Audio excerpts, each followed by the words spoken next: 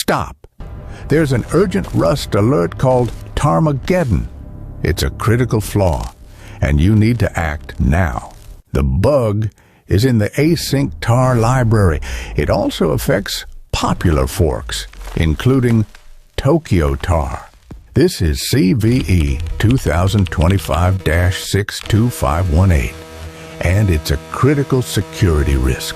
To understand the attack, first understand the .tar file.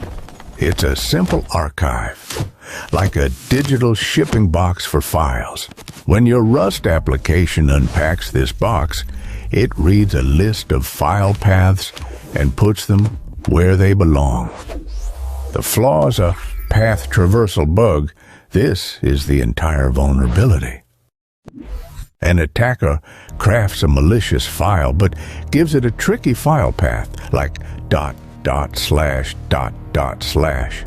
This path walks out of your safe download folder and into your system's critical directories.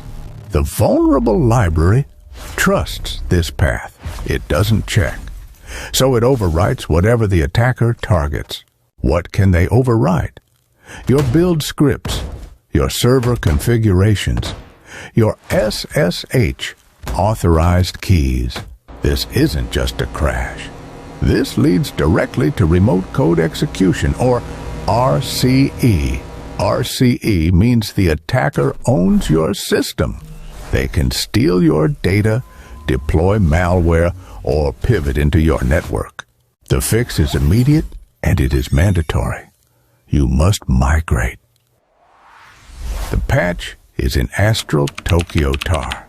You need version 0.5.6 or any later version.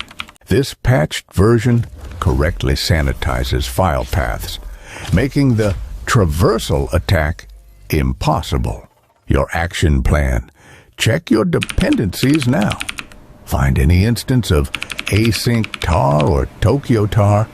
Update your cargo.toml, run cargo update, and redeploy.